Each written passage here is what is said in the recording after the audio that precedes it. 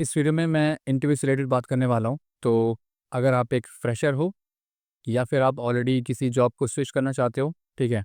या first time आप job के लिए अप्लाई कर रहे हो और आपको बिल्कुल पता नहीं है कि भाई इंटरव्यू के लिए कैसे प्रिपरेशन करते हैं, किसी जॉब में अगर स्विच करना है तो उसके हिसाब से मुझे किस तरीके से तैयारी करनी चाहिए, क्या-क्या चीज़ों का ख़्याल रखना चाहिए और कितने चांसेस हैं तुम्हें एक इंटरव्यू को क्रैक करने के लिए।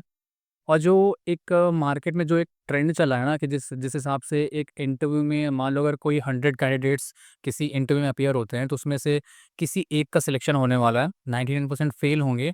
तो 99% क्यों फेल होंगे और वो 1% जो बंदा है वो क्यों सेलेक्ट होगा, इसका एक रीज़न बताऊँगा। साथ-साथ सारी चीज़ें सारे जितने भी टिप्स हैं या बोल सकते हो जितनी भी तैयारी की जो तरीका है, वो सारी चीज़ें मैं इस वीडियो में डिस्कस करने वाला हूँ। सो अ, करना क्या है तुम्हें वीडियो को प्रॉपर देखना है, समझना है कि पॉइंट्स को तुम्हें सुनना है और अगर तुम इम्प्लीमेंट कर सकते हो अपने लाइफ़ में, तो कोशिश करना है इसको इम्प्लीमेंट करने की अदरवाइज़ वीडियो देखने में कोई फ़ायदा नहीं रहेगा, ठीक है? सो शुरू करते हैं इस वीडियो को। इस वीडियो को मैंने टॉपिक ही क्यों रखा है कि why only 1% cracks interviews rest 99% fails. देखो, कुछ चीज़ें मैं पहले तुम्हें बताना चाहता हूँ, स्टार्टिंग में क्लियर करना चाहता हूँ, उसके बाद फिर मैं इस वीडियो पर आऊँगा, जिस पर मैं ये जो 6 पॉइंट्स हैं ना, ये 6 पॉइंट्स को मैं डिस्कस करने वाला हूँ। इन 6 पॉइंट्स में से अगर सारे पॉइंट्स मतलब सारे जो 6 चीज़ें मैं डिस्कस करूँगा, अगर इनमें से सब कुछ तुम फॉलो कर रहे हो, वन बाय वन एक-एक चीज़ें फॉलो कर रहे हो, तो भी तुम्हारे सक्सेस होने के चांसेस अ, बहुत ही कम हैं और फेल होने के चांसेस ज़्यादा हैं, ठीक है? और अगर नहीं फॉलो करते हो तब तो फिर कहीं तुम लाई ही नहीं करते। ओके, तो तब तो फिर वो सिर्फ़ लक बेस पे होता है कि तुम्हारी अगर किस्मत अच्छी है या फिर जो इंटरव्यूअर है वो तुम्हारा खुद का भाई है या फिर खुद का रिलेटिव है, तो बात अलग हो जाती है। बाकी अगर इन चीज़ों पर, इन फैक्टर्स पर आपकी प्रिपरेशन लाई नहीं करती है, सो कहीं न कहीं आप बार-बार फेल होगे। ओके, सो इनको मैं वन बाय वन डिस्कस करूँगा बट एक चीज़ मैं तुम्हें पर्सनल एक्सपीरियंस के साथ बताना चाहता हूँ कि मैं फ्रॉम द लास्ट ईयर और अब तक मैं ऑलमोस्ट 40 से 50 इंटरव्यू ऑलरेडी दे चुका हूँ, ठीक है? तो वो इंटरव्यूज़ एक फ्रेशर रोल्स के लिए भी थे, एक्सपीरियंस रोल्स रोल्स के लिए भी थे। बहुत सारे इंटरव्यूज़ ऐसे ऐसे थे जो फेक थे जिन पर इंटरव्यू हो गया, 1-1 2-2 राउंड हो गया, ठीक है? 2-2 राउंड इंटरव्यू हो गया। जो चीज़ें वो पूछना चाह रहे थे, उन्होंने पूछा, मैंने रिप्लाई भी किया, उसके बाद भी कोई भी फीडबैक नहीं आता, ठीक है? तो कुछ गलतियाँ होती हैं जो कि एचआर की तरफ से होती हैं और ये आज के टाइम पर इतने सारी फेक जॉब के लिए जो प्रोफाइल्स लोग लिस्ट कर देते हैं। लिंक्डइन पर देखोगे तुम्हारी दूसरी प्लेटफ़ॉर्म पे भी देखोगे मोस्टली naukri.com में भी ऑलमोस्ट आधी जो 50% जॉब्स होती हैं ना, वो फेक होती हैं। इस पर सबसे पहले तुम्हें एक चीज़ ध्यान देना पड़ेगा कि यहाँ पर तुम एक फ्रेशर भी हो सकते हो और एक एक्सपीरियंस्ड कैंडिडेट भी हो सकते हो, ठीक है? तो फ्रेशर भी हो सकते हो और अब फ्रेशर आज के टाइम पर कौन काउंट होता है? फ्रेशर आज के टाइम पर 0 टू 3 इयर्स का जो एक्सपीरियंस जिनको होता है वो फ्रेशर काउंट होते हैं, ठीक है? एक्सपीरियंस्ड वाले कौन होते हैं? जो कि आफ्टर 3 इयर्स मतलब 3 इयर्स के बाद वाले 3.5 टू 10-12 जो भी मान लो। 15 मान लो, ठीक है? तो ये कैंडिडेट्स जो होते हैं ना, वो एक्सपीरियंस्ड कैंडिडेट के तौर पर कंसिडर किए जाते हैं, जिनको 3.5 से लेके 15 ईयर्स तक का या फिर उससे ज़्यादा का एक्सपीरियंस होता है, इनको बोलते हैं एक्सपीरियंस्ड कैंडिडेट्स। फ्रेशर कैंडिडेट्स अगर तुम्हें 3 ईयर्स का एक्सपीरियंस है, तुम्हें 2.5 ईयर्स का, 2.9 ईयर्स का एक्सपीरियंस है, तो भी तुम्हें एज़ अ फ्रेशर कंसिडर किए जाओगे किसी भी कंपनी के लिए। इस वजह से मोस्टली होता क्या है कि जब किसी लिंक्डइन पर आप किसी की प्रोफाइल चेक करते हो ना, तो ऐसे मैंने बहुत सी प्रोफाइल देखी हैं जो पहले एज़ अ सॉफ्टवेयर इंजीनियर काम कर रहे थे, फिर सॉफ्टवेयर इंजीनियर 2 बन गए, फिर सीनियर सॉफ्टवेयर इंजीनियर बन गए, फिर किसी दूसरी कंपनी को में स्विच करते हैं, तो फिर वो एसोसिएट सॉफ्टवेयर इंजीनियर के तौर पर काम कर रहे हैं या कहीं पर मतलब उनकी प्रोफाइल एक्चुअली एक एक जगह पर एक कंपनी में वो ग्रो कर रहे थे, दूसरी कंपनी में जब गए तो फिर एक नीचे नीचे की पोजीशन पर आ गए। तो ऐसा भी होता है। क्योंकि आज के टाइम पे मार्केट इतना फ्लक्चुएट है कि तुम बिल्कुल भी ऐसा नहीं बोल सकते हो, ना ही इतनी कोई श्योरिटी होती है कि आप किसी कंपनी में काम कर रहे हो, आपका प्रमोशन हो रहा है और फिर दूसरी कंपनी में आप स्विच कर रहे हो, तो आपका की डेसिग्नेशन उससे ऊपर होगी, ऐसा नहीं है। कभी-कभी कंपनियाँ आपको इस वजह से निकाल देती हैं क्योंकि उनको कॉस्ट कटिंग करना होता है, उनको पैसे बचाने होते हैं।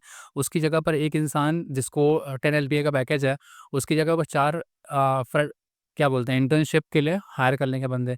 जिनको 30,000 40,000 महीने सैलरी देंगे और काम तुमसे ज़्यादा करवा लेंगे।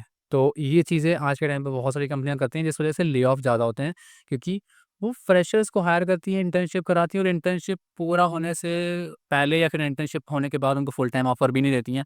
तो ये चीज़ें दोगलापंती तुम्हें हर कंपनी में नहीं, but most of the companies में तुम्हें आज के टाइम पर देखने को मिलेगा, जस्ट बिकॉज़ वो कॉस्ट कट करना चाहती हैं, ठीक है? तो एक ये इन्फॉर्मेशन हो गई जो कि तुम्हें जानना चाहिए था और मैंने तुम्हें बता दी। नाउ अब हम डिस्कस करेंगे कि भाई ओनली 1% इंटरव्यू क्रैक करते हैं, 99% फेल क्यों होते हैं? तो जो सबसे पहला रीज़न है, ठीक है? सबसे पहला रीज़न है कि भाई deep company and role research. लोग क्या करते हैं कि किसी भी कंपनी के लिए अगर इंटरव्यू देने जा रहे हैं, तो उस कंपनी के बारे में ना ही कोई उनको पता होता है, ना ही उस रोल के बारे में पता होता है, ठीक है? तो ये गलती अगर तुम कर रहे हो, तो तुम बहुत बड़ी गलती कर रहे हो, ठीक है? तो अगर मान लो कि तुम क्या कर रहे हो, देखो हुँ, अगर तुम मान लो कि तुम्हारा एक इंटरव्यू है डेटा एनालिस्ट के रोल के लिए और वो कंपनी कोई भी हो सकती है। मान लो डेटा एनालिस्ट के लिए रोल के लिए कंपनी है माइक्रोसॉफ्ट, ठीक है? माइक्रोसॉफ्ट कंपनी है, डेटा एनालिस्ट के लिए रोल के लिए तुम्हारा इंटरव्यू है और उस पे मान लो 2 इयर्स का एक्सपीरियंस रिक्वायर्ड है। अब तुम्हें करना क्या है? सबसे पहले कोई भी कंपनी में अप्लाई करोगे, जॉब डिस्क्रिप्शंस को अच्छे से पढ़ना है। जॉब डिस्क्रिप्शन में क्या-क्या टेक्नोलॉजी मेंशन करके रखी है, क्या-क्या चीज़ें, उनकी क्या रिक्वायरमेंट्स हैं, क्या क्वालिफ़िकेशंस है, सब कुछ तुम्हें अच्छे से पढ़ना है। अगर इस चीज़ को नहीं पढ़ोगे, तो कहीं न कहीं तुम्हें इसका नेगेटिव फीडबैक या नेगेटिव इस मतलब कहीं न कहीं ये इफ़ेक्ट अफ़ेक्ट करता है। तो उसको तुम्हें ध्यान रखना है कि तुम्हें जॉब डिस्क्रिप्शंस को, रोल को अच्छे से समझना है, पढ़ना है और साथ में क्या करना है कि जैसे मान लो डेटा एनालिस्ट के लिए तुम अप्लाई कर रहे हो, उससे रिलेटेड अगर तुम्हारा इंटरव्यू है, तो लिंक्डइन पर जाओ, उस कंपनी के लिए, उसी रोल से रिलेटेड जो भी लोग हैं, तो उनको सर्च करो। जैसे मान लो माइक्रोसॉफ्ट में डेटा एनालिस्ट के लिए रोल के लिए तुम देख रहे हो, तुम वहाँ पे लिंक्डइन पर सर्च करो माइक्रोसॉफ्ट डेटा एनालिस्ट, ठीक है? अब जब माइक्रोसॉफ्ट में डेटा एनालिस्ट का सर्च करोगे, तो तुम्हें ऐसे बहुत सारे लोग वहाँ पर ऊपर मिलेंगे, जो कि माइक्रोसॉफ्ट में एज़ अ डेटा एनालिस्ट काम कर रहे हैं, ठीक है? अब तुम्हें करना क्या है, उनमें से ऑलमोस्ट 10 से 15 लोगों को रिक्वेस्ट करना है, कनेक्शन रिक्वेस्ट भेजना है। अगर कोई एक्सेप्ट करता है तो उनसे बात करना है, पूछना है कि आप लोग क्या काम कर रहे हो, कैसे काम कर रहे हो, क्या-क्या टेक्नोलॉजी पे काम हो रहा है, ठीक है? मुझे अगर अगर मैं एज़ डेटा एनालिस्ट वहाँ पर जॉइन करता हूँ, तो मुझे वहाँ पर क्या सीखने को मिलेगा? अगर मेरा इंटरव्यू है इस चीज़ के लिए, तो मुझे किस तरीके से प्रिपरेशन करना चाहिए? तो ये चीज़ तुम्हें अगर ये इतना तुम कर पाते हो ना और तुम्हें थोड़ा-सा टाइम मिलता है, मान लो 2-3 दिन का तुम्हें टाइम मिल रहा है इंटरव्यू के लिए और उसके साथ-साथ तुम बीच में ये चीज़ें कर रहे हो कि कंपनी के बारे में रिसर्च कर रहे हो, कंपनी में अभी करंटली क्या चल रहा है, इस रोल से रिलेटेड आगे क्या अपॉर्च्युनिटीज़ हैं कंपनी में, उसको तुम्हें समझना है। समझने के लिए तुम सिंपल सा एक काम कर सकते हो, उस कंपनी की वेबसाइट को विज़िट करो। कंपनी की वेबसाइट को विज़िट करके उस कंपनी के बारे में देखो, वहाँ पर क्या-क्या चीज़ें चल रही हैं, वहाँ पर वेबसाइट में ऑलरेडी मेंशन किया होता है। फिर भी अगर तुम चाहते हो कि मैं वेबसाइट में देख के मुझे कोई चीज़ें पढ़ना नहीं है, तो तुम एक सिंपल से एक काम कर सकते हो। जैसे मान लो माइक्रोसॉफ्ट है, ठीक है? माइक्रोसॉफ्ट, ये माइक्रोसॉफ्ट की वेबसाइट है। अब मैं क्या करूँगा, मैं माइक्रोसॉफ्ट की वेबसाइट की लिंक को कॉपी करूँगा, ठीक है? उसके बाद फिर मैं क्या करूँगा, मैं आ जाऊँगा किसी भी एआई पर, मान लो ग्रॉक पर आ जाते हैं, चैटजीपीटी पर आ जाते हैं और यहाँ पर एक डीप सर्च का फीचर ऑन कर लेना है और यहाँ पर करना क्या है, उस कंपनी की लिंक को यहाँ पर पेस्ट करना है और यहाँ पर तुम लिख सकते हो कि I have an interview in Microsoft for data analyst role with 2 years of experience. So I want to do some research on the company role and responsibility. ठीक है, responsibility. अब इसको तुम हेड करोगे। अब होगा क्या कि किसी भी कंपनी में किसी रोल के लिए अगर तुम्हारी इंटरव्यू है, तो अगर ये चीज़ करोगे कि भाई मेरा इंटरव्यू है, उस कंपनी की तुमने लिंक दे दिया, उस कंपनी का नाम ही मेंशन कर दिया तो भी चल जाएगा। ठीक है। अब वहाँ की कंपनी के बारे में रिसर्च करना है, तुम्हें समझना है। तो ये चीज़ या इस फीचर को इनेबल करके यहाँ पर तुम पढ़ पाओगे। यहाँ पर इसके बारे में जो भी रिसर्च है, जो भी करंट प्रोजेक्ट है, जो क्या-क्या रोल रिस्पॉन्सिबिलिटीज़ हैं, क्या-क्या तुम्हारे पास फ्यूचर में क्या-क्या स्कोप हो सकता है, वो चीज़ें यहाँ पर तुम्हें थोड़े टाइम बाद ये पूरा थिंकिंग होगा, रिसर्च, यूज़र रिक्वेस्ट होगा और सब कुछ एनालाइज़ होने के बाद तुम्हें यहाँ पर मिलेगा देखने को। उसको तुम पढ़ के समझ सकते हो कंपनी के बारे में, कंपनी की के और उस रोल के बारे में आपको फुल इन्फॉर्मेशन यहाँ से प्रॉपर मिल जाएगी, ठीक है? तो ये काम तुम्हें फर्स्ट करना है। सबसे पहले deep company and role research के लिए तुम्हें ग्रॉक एआई या फिर चैट जीपीटी का यूज़ करके उस कंपनी की और उस रोल के बारे में अच्छे से रिसर्च कर लेना है। दूसरी चीज़ क्या करना है? दूसरी चीज़ तुम्हें करना है मास्टर दी कोर फंडामेंटल्स। अब ये चीज़ मुझे बोलना नहीं चाहिए पर तुम्हें खुद से समझना चाहिए कि अगर मान लो तुम डेटा एनालिस्ट के लिए प्रिपरेशन कर रहे हो, तो तुम्हें क्या-क्या चीज़ें सीखना चाहिए, कैसे-कैसे सीखना चाहिए, कहाँ से सीखना चाहिए, ये चीज़ एटलीस्ट तुम्हें इतना तो आइडिया होना चाहिए। अगर तुम्हें फिर भी आइडिया नहीं है, तो तुम गूगल पे, कहीं पे भी सर्च करो, उसके बारे में पढ़ो कि भाई इस पर्टिकुलर रोल के लिए क्या-क्या टेक्नोलॉजी मुझे सीखनी चाहिए, क्या-क्या चीज़ें आनी चाहिए। उसके हिसाब से तुम्हें अपने रिज़्यूम को रीफ़ॉर्मेट करना है। रिज़्यूम में एक्चुअल में दिखना चाहिए कि तुम इस डेटा एनालिस्ट या किसी भी पर्टिकुलर रोल के लिए तुम फिट हो, तुमने ऑलरेडी इस चीज़ पर काम किया है, तुम्हें ये स्किल्स आती हैं, तुमने इस टाइप के प्रोजेक्ट बनाए हैं, जहाँ पर ऐसी-ऐसी टेक्नोलॉजी यूज़ हुई हैं। अगर ये चीज़ तुम नहीं कर पा रहे हो, तो ये गलती है तुम्हारी, ठीक है? तो इस चीज़ पर तुम्हें ख़्याल रखना है कि अपने फंडामेंटल्स अपने कोर फंडामेंटल्स क्लियर कर रखना है। साथ में वो फंडामेंटल्स जो तुम क्लियर करने जा रहे हो, वो तुम्हारे रिज़्यूम में भी होने चाहिए। मान लो अगर डेटा एनालिस्ट की बात कर रहे हैं, तो तुम्हें पावर बीआई आना चाहिए, एक्सेल आना चाहिए, एसक्यूएल आना चाहिए, डेटा मॉडलिंग आना चाहिए, ठीक है? और जो उससे रिलेटेड टूल्स हैं, अगर तुमने कभी कंपनी में काम किया है, जैसे एसक्यूएल सर्वर हो गया, डेटा लेक हो गया, डेटाब्रिक्स हो गए, पाइस्पार्क हो गया, अगर ये चीज़ें तुम्हें आती हैं, तो ये चीज़ें तुम्हें मेंशन करना है रिज़्यूम के अंदर, ठीक है? उसको तुमने कहाँ पर यूज़ किया है, प्रोजेक्ट में क्या-क्या चीज़ें इम्प्लीमेंट की हैं, वो चीज़ें तुम्हें मेंशन करना है। अगर नहीं कर पा रहे हो, तो ये तुम्हारी गलती है और इसका तुम्हें नेगेटिव फीडबैक देखने को मिलेगा जब तुम इंटरव्यू दोगे। क्योंकि जब इंटरव्यू आप दे रहे होते हो ना, तो इंटरव्यू के सामने आपका रिज़्यूम होता है और वो रिज़्यूम को एनालाइज़ करके ही आपसे क्वेश्चन पूछ रहा होता है। प्लस उस कंपनी में जिस रोल के लिए आप इंटरव्यू दे रहे हो, उस रोल से रिलेटेड क्या-क्या रिक्वायरमेंट है, उसके हिसाब से वो आपसे क्वेश्चन पूछ रहा होता है। तो एट लीस्ट ये 2 चीज़ें सबसे पहले तुम्हें क्लियर करनी है। तीसरी चीज़ क्या क्लियर करनी है? तीसरी चीज़ क्लियर करनी है तुम्हें बताता हूँ। Build a practice engine. इसका क्या मतलब हुआ? देखो, बिल्ड अ प्रैक्टिस इंजन का मतलब होता है कि मान लो आप फ्रंट एंड डेवलपर हो, ठीक है? आप फ्रंट एंड डेवलपर हो और आपको अगर रिएक्ट या फिर रिएक्ट नेटिव या फिर फ्रंट एंड से रिलेटेड अगर कोई दूसरा टूल है, ठीक है? अगर उसका नॉलेज नहीं है, उस पर आप डेली प्रैक्टिस नहीं कर रहे हो, उस पर अगर मैंने तुम्हें कोई काम दे दिया कि भाई चलो लॉगिन फॉर्म डिज़ाइन करना है तुम्हें, ठीक है? तो तुम अगर उसको डिज़ाइन नहीं कर पा रहे हो, तो कहीं न कहीं आप उस रोल के लिए फिट नहीं हो। ठीक है? तो ये चीज़ तुम्हें हमेशा क्लैरिटी रखनी है और इस चीज़ पर हमेशा प्रिपेयर्ड रहना है कि किसी भी टाइम पर इंटरव्यूअर तुमसे उस टेक्नोलॉजी से रिलेटेड कोई टास्क दे सकता है। छोटे-मोटे टास्क देगा, ऐसा नहीं है कि तुम्हें पूरी वेबसाइट बनाने के लिए दे देगा। बट अगर फ्रंट एंड डेवलपर हो, तो तुमसे हो सकता है कोई फॉर्म डिज़ाइन करवा ले या फिर नैव बार डिज़ाइन करवा ले या फिर कुछ एक छोटा-सा सेगमेंट दे देगा, भाई इसको डिज़ाइन करके दिखाओ। तो उस चीज़ के लिए तुम्हें प्रिपेयर्ड रहना है। उस चीज़ को तुम्हें कोड लिखना आना चाहिए, ठीक है? एक प्रैक्टिस बना के रखनी है अपनी कि भाई अगर मैं जावा डेवलपर हूँ तो मुझे जावा में कोड लिखना आना चाहिए। अगर मुझसे बोला जाए कि भाई डीएसए का ये प्रॉब्लम है तुम्हें सॉल्व करना है, अगर वो बेसिक है, अगर तुम्हें उतनी चीज़ें आती हैं, तो एटलीस्ट तुम उसको सॉल्व कर पाओगे। अगर ऑप्टिमाइज़्ड अप्रोच नहीं बता पा रहे हो तो कम से कम ब्रूट फ़ोर्स तो बता ही दोगे। अब ब्रूट फ़ोर्स जब एक बार बता लेते हो फिर धीरे-धीरे कोशिश करना उसको ऑप्टिमाइज़ करने की, ठीक है? तो ये चीज़ तुम्हें रखना है एक बिल्ड अ प्रैक्टिस इंजन अपने प्रैक्टिस इंजन को शार्प रखना है। जिस टेक्नोलॉजी के लिए तुम आगे बढ़ना चाहते हो तो एटलीस्ट उसको प्रैक्टिस पे रखना कि कभी किसी भी टाइम पर तुमसे कुछ ना कुछ उससे रिलेटेड कुछ काम दिया जा सकता है तो एटलीस्ट तुम उसको कर पाओ उस टाइम पे, ठीक है? ये चीज़ हो गई। फिर 4th पॉइंट है polish your story and communication. देखो, अगर आपके पास बहुत सारा नॉलेज है, आपके पास बहुत सारे स्किल्स हैं, बट आप लोगों से को बता नहीं पा रहे हो, लोगों से कन्वे नहीं कर पा रहे हो, ये चीज़ समझा नहीं पा रहे हो कि आपको ये चीज़ें आती हैं। आप इस चीज़ पे अच्छे हो, इस चीज़ पर खराब हो, इस चीज़ पर आप अच्छे से काम कर सकते हो या जो कॉन्सेप्ट है अगर आप उसको एक्सप्लेन नहीं कर पा रहे हो, तो सामने वाले को बिल्कुल भी नहीं पता चलेगा कि आपको एक्चुअल में क्या आता है। वो सामने वाले को ऐसा लगेगा भाई तुम्हें तो कुछ आता ही नहीं है, तुमने कुछ पढ़ा ही नहीं है।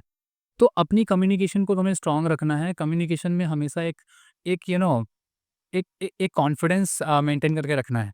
कॉन्फिडेंस इन द सेंस कि जो चीज़ तुम बताओगे ना, तो उस पे डाउटफुल मत रहना। भले अगर तुम कुछ गलत भी बोल रहे हो, तो उस पर भी तुम्हें डाउटफुल नहीं रहना है, उस पे भी तुम्हें कॉन्फिडेंस दिखाना है, एक पॉजिटिव एटीट्यूड रखना है इंटरव्यू के टाइम पे। तुम्हें ये चीज़ शो करना है कि भाई तुम्हें ये आता है और तुम इस चीज़ पर इतना ऐसे काम कर सकते हो। तो इस तरीके से अपने स्टोरी और अपनी कम्युनिकेशन को स्ट्रॉन्ग रखना है। ताकि आप इंटरव्यू के टाइम पर अगर आपसे कोई क्वेश्चन पूछा जाए, कोई चीज़ अगर कोई कॉन्सेप्ट एक्सप्लेन करने की बारी है, तो एटलीस्ट आप एक स्टोरी के थ्रू उस चीज़ को, उस मैसेज को कन्वे कर पाओ, ताकि सामने वाले को समझ में आए और सामने वाला रिलेट भी कर पाए कि आप एक बेस्ट फिट कैंडिडेट हो इस रोल के लिए और आपको ये रोल मिलना चाहिए, ठीक है? तो ये चीज़ का तुम्हें ख्याल रखना है और इस पर काफ़ी काम करना है। इस पर काम करने के लिए तुम क्या कर सकते हो? इस पर काम करने के लिए तुम मॉक के लिए प्रैक्टिस कर सकते हो। मॉक की प्रैक्टिस के लिए तुम कोई भी, जैसे ऑलरेडी मैंने बता रखा है, जैसे गूगल एआई स्टूडियो है, कम्युनिकेशन का फीचर है जिस पर माइक ऑन करके आप उससे बात कर सकते हो, मॉक के लिए इंटरव्यू के लिए प्रिपरेशन कर सकते हो। चैट जीपीटी में भी कर सकते हो, जिस पर भी माइक वाला फीचर होता है ना कि आप माइक ऑन करके उससे बात कर सकते हो। गूगल एआई से, जैसे गूगल एआई असिस्टेंट हो गया, ठीक है? आप उससे माइक ऑन करके आप उससे बात कर सकते हो। आप उससे ये भी कह सकते हो कि भाई एसक्यूएल से रिलेटेड टॉप 10 क्वेश्चन मुझसे पूछो और वन बाय वन मैं उसका आंसर करूँगा, ठीक है? और बाद में मुझे उसका फीडबैक भी दो। तो इस तरीके से आप मॉक के लिए प्रिपरेशन कर सकते हो एआई टूल का यूज़ करके। अगर कोई फ्रेंड मिल जाता है या फिर कोई भाई है, कोई बहन है, तो उनके साथ भी आप एटलीस्ट आधा घंटा, 15 मिनट, 10 मिनट, जितना टाइम आपके पास मिलता है डेली, आप उनसे बात करो, उस टॉपिक से रिलेटेड डिस्कशन करो, ताकि आपकी स्टोरी और कम्युनिकेशन स्किल एनहांस हो सके। फिर फिफ्थ पॉइंट जो आता है, फिफ्थ पॉइंट है फाइन ट्यून अंडर प्रेशर। बहुत से केसेस में इंटरव्यूअर ट्राई करता है आपको अंडर प्रेशर काम कराने के लिए। अंडर प्रेशर काम कराने के लिए क्यों ट्राई करता है? क्योंकि कंपनी में मोस्टली ऐसा होता है कि कभी-कभी ऐसे टास्क मिल जाते हैं जो कि हमें बहुत ही कम टाइम हमें मिलता है। उसका कुछ टाइम के अंदर हमें उस चीज़ को एग्ज़ीक्यूट करना होता है और क्लाइंट को प्रॉपर हमें क्लाइंट से फीडबैक भी लेना होता है और क्लाइंट को वो चीज़ें प्रॉपर बतानी भी होती हैं, ठीक है? तो ऐसे अंडर प्रेशर में आप कैसे काम करने वाले हो, आपका क्या रिस्पॉन्स होने वाला है, आप कैसे रिएक्ट करने वाले हो, उस चीज़ को टेस्ट करने के लिए, वो आपको ऐसे काम देता है, जिस पर वो बोलेगा कि भाई आपके पास सिर्फ़ 30 सेकंड है, आपके पास सिर्फ़ 1 मिनट है, आपके पास सिर्फ़ 2 मिनट है। अब ये चीज़ आपके दिमाग में प्रेशर क्रिएट करता है, जब आपको एक एक टाइम दे दिया जाता है ना, एक क्वांटिटी दे दी जाती है ना, कि पास आपके पास 2 मिनट है, 2 मिनट में आपको इस कोड को ऑप्टिमाइज़ करना है, 2 मिनट में इस कोड को आपको लिखना है, ठीक है? तो अब उस टाइम पर आप कैसे काम करते हो, तो वो भी एक बहुत बड़ा फैक्टर होता है आपके इंटरव्यू को क्रैक करने के लिए, ठीक है? तो कोशिश करनी है कि इस चीज़ की प्रैक्टिस करनी है। तो डेली हैबिट पर तुम ये चीज़ ला सकते हो कि तुम अपने आप को एक काम दो और एक समय अलॉट करो कि भाई मुझे ये काम को 5 मिनट के अंदर कंप्लीट करना है। और जब 5 मिनट के अंदर वो काम अगर तुम कंप्लीट नहीं कर पा रहे हो ना, तो अपने आप को थोड़ा-सा पनिश भी करो। मतलब उस चीज़ के लिए तुम बैड फील करो और अगले टाइम पर फिर वही काम को री-असाइन करो या फिर दूसरा काम कर दो अपने आप को और बोलो कि भाई मेरे को ये 2 मिनट में करना है या फिर मुझे 4 मिनट में करना है, ठीक है? लास्ट टाइम मैंने 5 मिनट में नहीं कर पाया, इस टाइम पे मैं मुझे 4 मिनट में करके दिखाना है। तो जब इस तरीके से आप प्रैक्टिस करते हो ना, जब किसी प्रेशर के तहत आप किसी चीज़ को काम कर रहे हो, तो ये एक तरीके से आपके कॉन्फिडेंस को भी बूस्ट करता है, आपकी स्किल को भी बूस्ट करता है और इंटरव्यू के टाइम पर आप अंडर प्रेशर आप चीज़ों को सही तरीके से हैंडल कर पाते हो। तो यहाँ पर अगर इस चीज़ पर काम करते हो, तो बहुत ज़्यादा फ़ायदा होने वाला है। ओके, सो लास्ट जो चीज़ है हमारी, that is a post interview excellence. अब इंटरव्यू हो गया, ठीक है? अब इंटरव्यू हो गया, कैसा हो गया? तुमने पूरी कोशिश की, तुमने अच्छे से कम्युनिकेशन स्किल तुम्हारा अच्छा था, तुमने अपने स्किल पर अच्छा-सा काम किया था, तुमसे जो भी क्वेश्चन पूछे गए, तुमने बहुत सही तरीके से रिप्लाई किया। कहीं न कहीं थोड़ी-थोड़ी मिस्टेक हो जाती है, परसेंट 2% की कहीं न कहीं मिस्टेक सबसे होती है। तो अगर तुम्हें ऐसा फ़ील हो कि भाई इस चीज़ का आंसर मैं थोड़ा-सा ऐसे कर कर सकता था, पर पता नहीं मुझे क्या हो गया था उस टाइम पर इंटरव्यू के टाइम पर कि मैं नर्वस हो गया था या फिर कुछ भी हो गया था, मुझे उस टाइम पर दिमाग पर वो चीज़ क्लिक नहीं की और मैं उसे एक्सप्लेन नहीं कर पाया। तो ये जो पोस्ट एनालिसिस होता है ना, ये बहुत ज़रूरी होता है। तो एक बार इंटरव्यू हो जाए, उसके थोड़े टाइम बाद तुम्हें एक नोटबुक लेनी है, उन सारे पॉइंट्स को नोट डाउन करना है जिन पर तुमने अच्छे से काम नहीं किया, जो तुम्हें ऐसा फ़ील हो रहा है कि भाई इंटरव्यू के टाइम पर मैंने ये गलती कर दी और शायद अगर मुझे दोबारा चांस मिलता तो मैं इस चीज़ पर काम कर सकता था, इस चीज़ को मैं इम्प्रूव कर सकता था। तो ये जब पोस्ट एनालिसिस करोगे ना तो आगे जब आए दूसरे इंटरव्यू होंगे, मान लो इस इंटरव्यू में आपका रिजेक्शन हो जाता है, ठीक है? और वो गलतियाँ आपने खुद नोटिस कर ली हैं कि भाई यहाँ पर मेरी गलती थी, यहाँ पर इस चीज़ को मैं अच्छे से एक्सप्लेन नहीं कर पाया था या फिर मैंने यहाँ पर ऐसी कुछ गलती कर दी थी। तो आगे जब दूसरे इंटरव्यू होंगे ना तो उस इंटरव्यू पर आप ये गलती नहीं करोगे और या बोल सकता हूँ कि गलती करने के चांसेस थोड़ा कम हो जाएँगे क्योंकि आपने उन गलतियों को नोट डाउन किया है, उन गलतियों पर काम किया है दोबारा, ठीक है? तो ये चीज़ करना बहुत ज़्यादा ज़रूरी है, ठीक है? अब अगर आप ये 6 चीज़ें ख़्याल रख पाते हो इंटरव्यू के लिए और आप इनमें से कोई भी कैटेगरी में लाई करते हो, आप एक एज़ अ फ्रेशर हो या फिर एज़ अ एक्सपीरियंस्ड हो, ठीक है? और ये चीज़ें 6 चीज़ें फ़ॉलो करते हो तो बहुत ही ज़्यादा चांसेस हैं कि आपके फेलियर के चांसेस बहुत ही कम होंगे और आप बहुत जल्दी इंटरव्यू क्रैक कर लोगे। तो ये जो 99% जो फेल्स होते हैं ना, वो ऐसे ही लोग होते हैं जो इनमें से कोई भी एक पॉइंट अगर आप मिस कर रहे हो, कोई भी एक पॉइंट पर आपने अगर ठीक से काम नहीं किया है, तो ये मेजर रीज़न होते हैं 99% लोगों के फेल होने के लिए। तो आप अगर ये 6 पॉइंट्स को फॉलो कर पाते हो तो आप ऑलमोस्ट 1% कैंडिडेट्स की नंबर पे आ जाते हो, जहाँ पर आप इंटरव्यू को कभी ना कभी क्रैक ज़रूर कर लोगे। देखो, अब कुछ कभी ना कभी मैंने क्यों कहा, क्योंकि यहाँ पर कुछ और चीज़ें हैं, कुछ और फ्लॉज़ हैं जो कि तुम्हें ध्यान रखना चाहिए, ठीक है? कुछ कंपनियाँ होती हैं, वो विमेन कैंडिडेट्स को ज़्यादा प्रेफ़र करती हैं, भले वो बोलते नहीं हैं कि वो वुमेन्स को ही हायर कर रहे हैं, बट ऐसे बहुत सारे केसेस होते हैं जहाँ पर उन्हें उस रोल के लिए लड़कियों की ही रिक्वायरमेंट होती है। वो अपने कंपनी के कुछ रूल्स हो सकते हैं या कोई पॉलिसी हो सकती है, बट वो चीज़ अगर मेंशन नहीं कर पा रहे हैं और आपको ऐसा लग रहा है कि आपका इंटरव्यू बहुत अच्छा गया है, पर किसी लड़की का सिलेक्शन हो जाता है। हो सकता है उसने उसका इंटरव्यू भी इतना अच्छा ना गया हो, उसने सारे प्रॉब्लम्स को भी सॉल्व ना किया हो, बट अगर कहीं न कहीं उसका हो जाता है, तो उस पर कुछ कुछ फैक्टर्स हैं जो कि मैं तुम्हें डिस्कस करना चाहता हूँ। सबसे पहली चीज़ ये हो जाती है कि उसका कम्युनिकेशन, उसका बिहेवियर अगर अच्छा है, भले उसकी स्किल थोड़ा-सा खराब है, तो भी उसका सिलेक्शन हो जाएगा। अगर वो एक बंदा थोड़ा हैंडसम दिख रहा है, ठीक है? एक बंदा थोड़ा-सा कम हैंडसम है या फिर मतलब लुक वाइज़ इतना अच्छा नहीं है, अट्रैक्टिव नहीं है, तो भी कभी-कभी ऐसा देखने को मिलता है कि भले ही उस हैंडसम बंदे के पास स्किल कम है, पर उसका सिलेक्शन हो जाता है, as compare to that person जो कि थोड़ा-सा लुक वाइज़ खराब है, बट उसके पास स्किल्स बहुत सारे हैं। तो ये चीज़ें होती हैं, क्योंकि ऐसा होता है ना, मार्केट पे जो दिखता है वो बिकता है, और इस पर तुम्हारी कोई गलती नहीं है। इस पर गलती सिर्फ़ इंटरव्यूअर की है कि वो आपके लुक पर, आपके अपीयरेंस पर आपको जज कर रहा है। तो ये कुछ फैक्टर्स होते हैं जो कि रिस्पॉन्सिबल होते हैं, और इस चीज़ पर तुम डिनाई नहीं कर सकते। और अगर इंटरव्यूअर कोई एक लड़का है, तो ये चीज़ें हमें बहुत ही ज़्यादा देखने को मिलेंगे कि वो मोस्टली लड़कियों को प्रेफ़र करता है, क्योंकि वो एक एक बायोलॉजिकल लोगों की आदत होती है कि जैसे होता है ना कि एक लड़का है, ठीक है? अब वो लड़कियों से बात करने में उनको अगर अच्छा लग रहा है, तो भाई वो इंटरव्यू में अगर वो एक अच्छी लड़की आ जाती है और उसका थोड़ा-सा एटीट्यूड अच्छा है, उसका कम्युनिकेशन स्किल अच्छा है, तो बहुत सारी जगह पर देखने को मिलता है कि उनका सिलेक्शन हो जाता है एज़ कम्पेयर टू दोज़ जिनके पास अच्छी स्किल है, जिन्होंने अच्छा खासा कोशिश की है इंटरव्यू को क्रैक करने के लिए, ठीक है, मेहनत कर रहे हैं, एक्सपीरियंस्ड हैं, बट कहीं न कहीं उनको ड्रॉबैक देखने को मिलता है। ठीक है? सो ये चीज़ है, और कुछ लर्निंग फ्री रिसोर्सेज़ हैं जो कि मैं तुम्हें शेयर करना चाहता हूँ, कि जैसे तुम्हारा एक लीड कोड है, जहाँ पर आप डीएसए वगैरह की प्रॉब्लम सॉल्व कर सकते हो। यहाँ पर एसक्यूएल की प्रॉब्लम भी मिल जाती है, ऐसे बहुत सारी प्रॉब्लम मिल जाती है, जैसे डीबीएमएस वगैरह पढ़ सकते हो। मतलब ओवरऑल अगर कोडिंग से रिलेटेड चीज़ें हैं, तो आप लीड कोड पे चीज़ें देख सकते हो। हैकर रैंक है, हैकर रैंक में भी सेम चीज़ें होती हैं, कोडिंग प्रॉब्लम को वो ट्राई कर सकते हो। यहाँ पर सर्टिफ़िकेशंस भी मिलते हैं काफ़ी सारे। तो अगर आपको कुछ बेसिक सर्टिफ़िकेशन चाहिए किसी प्रोग्रामिंग से रिलेटेड, प्रॉब्लम सॉल्विंग से रिलेटेड, तो यहाँ पर आपको सर्टिफ़िकेशन भी आप यहाँ से कर सकते हो। इंटरव्यू बिट है, जहाँ पर आप इंटरव्यू के लिए आप प्रॉपर प्रिपरेशन कर सकते हो। यहाँ पर आपको कोई ऐसा प्रीमियम लेने की ज़रूरत नहीं है, डायरेक्टली फ्री रिसोर्सेज़ हैं, जहाँ पर प्रीवियस कंपनी में किसी पर्टिकुलर रोल के लिए अगर क्या-क्या इंटरव्यू में क्वेश्चन पूछे गए हैं, अगर वो तुम्हें चाहिए, तो डायरेक्टली आप यहाँ की इनकी वेबसाइट पर विज़िट करके आप रिसर्च करके वहाँ से चीज़ें निकाल सकते हो। गिग्स फॉर गिग्स तो समंदर है, ठीक है? तो ये तो सॉफ्टवेयर इंजीनियर्स और आईटी फील्ड के लिए एक समंदर है। यहाँ पर तुम्हें हर चीज़ मिल जाएँगी, किसी कोडिंग से रिलेटेड, कोई डीएसए की प्रॉब्लम, कोई मतलब पर्टिकुलर कॉन्सेप्ट पढ़ना है, कोई सब्जेक्ट पढ़ना है, तो वो चीज़ें तुम्हें यहाँ पर मिल जाएँगी। फ्री कोड कैंप एक तरीके से एक ऐसी वेबसाइट है जहाँ पर तुम्हें फ्रीली हर तरह की चीज़ों को पढ़ सकते हो। इनकी पर्सनल यूट्यूब चैनल भी है, जहाँ पर बहुत सारे मल्टीपल कोर्सेज़ ऑलरेडी वहाँ पर उनके वीडियोज़, उनके लेक्चर्स आपको मिल जाएँगे, जहाँ पर आप बेसिक और इंटरमीडिएट लेवल पर चीज़ों को प्रिपेयर कर सकते हो। तो जिनको ऐसा लगता है कि भाई मेरे पास पढ़ने के लिए सोर्सेज़ नहीं है, रिसोर्सेज़ नहीं है और मेरे पास पैसे भी नहीं है, तो मैं नहीं ले सकता, तो फ्री कोड कैंप में आपको बहुत सारी चीज़ें आपको फ्रीली पढ़ने को मिलेंगी। इनका यूट्यूब चैनल भी है, यूट्यूब चैनल में आप देख सकते हो, इनकी वेबसाइट है, वेबसाइट में विज़िट करके तुम्हें हर कोर्स से रिलेटेड, या मतलब हर कोर्स नहीं बोलूँगा, बट मोस्ट ऑफ द चीज़ें तुम्हें यहाँ पर देखने को मिल जाएँगी। तो ये फ्री लर्निंग रिसोर्सेज़ है जो कि मुझे लगा कि आपके साथ शेयर करना चाहिए। अगर आपको नहीं पता है, तो आप इनको ट्राई कर सकते हो। बाकी अगर ये 6 चीज़ें आप फॉलो कर रहे हो, बट स्टिल अगर फेल हो रहे हो, तो कुछ फैक्टर्स जो मैंने लास्ट में डिस्कस कर रखे हैं ना, वो भी रिस्पॉन्सिबल होते हैं, ठीक है? बाकी अगर इनको फॉलो करते हो, तो आप 1% ऑलमोस्ट 1% की कैटेगरी में आ जाओगे, जहाँ पर आपके इंटरव्यू को क्रैक करने के चांसेस बढ़ जाएँगे।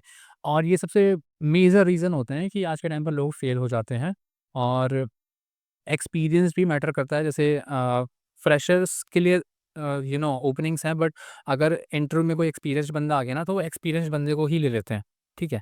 तो एक ये चीज़ें होती हैं, और ऑलरेडी तुम्हें पता है कि जॉब मार्केट इतना अच्छा नहीं है, ठीक है? तो अगर हाई हार्डली अगर ओपनिंग्स होती है ना किसी पर्टिकुलर रोल के लिए, मान लो सॉफ्टवेयर इंजीनियर के लिए किसी कंपनी में ओपनिंग है, तो मुश्किल से मुश्किल 4-5 ही होती हैं, ठीक है? या कभी-कभी ज़्यादा भी हो जाती हैं, कभी-कभी उससे भी कम हो जाती हैं, और मोस्टली वो फ्रेशर्स के लिए थोड़ा कम प्रेफ़र करते हैं आज के टाइम पर कंपनियाँ, क्योंकि अगर कोई अच्छा खासा प्रोजेक्ट है ना, बड़ा प्रोजेक्ट है, जिस पर उन्हें अच्छे स्किल डेवलपर्स चाहिए, तो वो एक्सपीरियंस कैंडिडेट को ही प्रेफ़र करेंगे। भले ही एक्सपीरियंस सिर्फ़ नंबर्स में काउंट हो रहा है, बट फिर भी एक मेंटालिटी होती है कि ये बंदा अगर एक्सपीरियंस है, कंपनी के नॉर्म्स पता हैं, तो कंपनी में अच्छे से काम कर पाएगा। बट अगर वो बंदा इन 6 चीज़ों पर काम नहीं करता है, तो वो भी वहाँ पर रिजेक्ट होगा। तो ये 6 चीज़ें तो बहुत इंपॉर्टेंट है। अगर ये 6 चीज़ों पर आप काम कर लेते हो, तो इंटरव्यू में आपके सक्सेस होने के चांसेस ज़्यादा रहते हैं। ठीक है? तो आई थिंक आपको समझ में आ गया होगा कि मुझे किस तरीके से प्रिपरेशन करनी है और मैं क्या गलती कर रहा था। तो अगर आपको ऐसा लग रहा है कि इनमें से आप कोई पॉइंट मिस कर रहे थे, तो आप मेरे कमेंट बॉक्स में बता सकते हो कि भाई इस पर मैंने काम नहीं किया है और इस पर अब आगे से मैं काम करूँगा। ताकि मुझे ऐसा लगेगा कि आपने इस वीडियो को प्रॉपर देखा, आपने एक-एक पॉइंट्स को दिमाग पर बैठा ली। तो अगर अभी तक आपने वीडियो को लाइक नहीं किया, तो वीडियो को लाइक ज़रूर करना, नए हो सब्सक्राइब कर लेना। कमेंट करके बता सकते हो कुछ भी, ठीक है? जो भी तुम डिस्कस करना चाहते हो या कुछ अगर पूछना चाहते हो तो पूछ सकते हो। मिलता हूँ आपसे नेक्स्ट वीडियो में, till then keep learning, keep exploring and keep smiling.